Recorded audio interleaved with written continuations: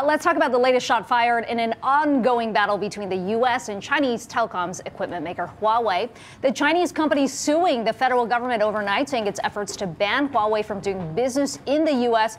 is unconstitutional. Now, this comes one day after Huawei's CFO appeared in a Canadian court for an extradition hearing. She's accused of helping to evade U.S. sanctions against Iran.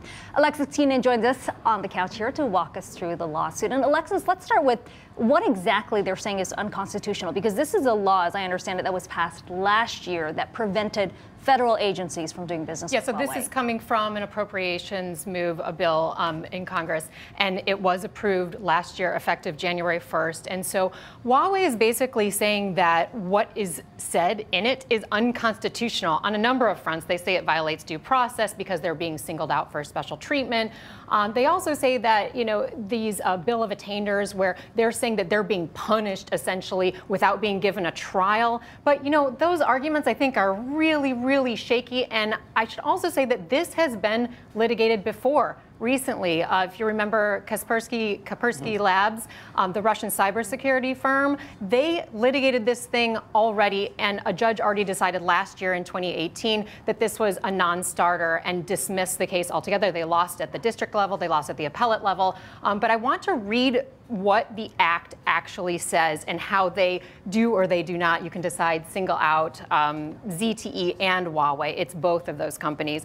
So it says no government agency may procure or obtain nor extend or renew a contract with an entity that uses covered telecommunications equipment or services produced by Huawei or ZTE or provided by an entity that the head of the agency, that would be the U.S. federal agency, believes to be owned or controlled by the Chinese government. And I think that's where they lose, because they're saying they're being singled out. But actually, the act extends all the way to any entity that a federal agency believes to be controlled by China. And also, this is limited to the federal agencies. This is not going after the U.S. as a whole. It's interesting. I mean, by the way, they should have you making the legal argument, because you make a good argument of, what's surprising me about that language, they do single out Huawei or ZT. I mean, it's they don't single them out, but then they expand and say, and everyone else. Right. So I think what's most interesting to me is that act exists that does specifically name those two companies.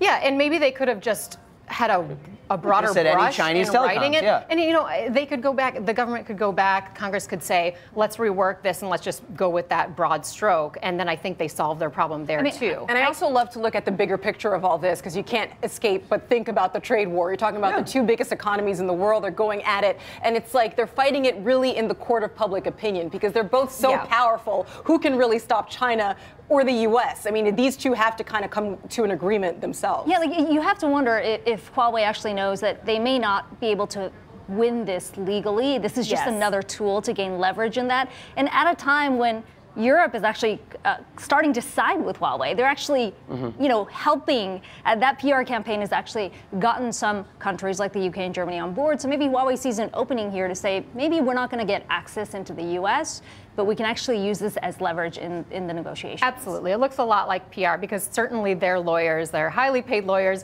have already gone through this litigation. They know that this issue has already been presented to US courts. All right, good stuff. Thanks, Alexis. Yeah, you're welcome.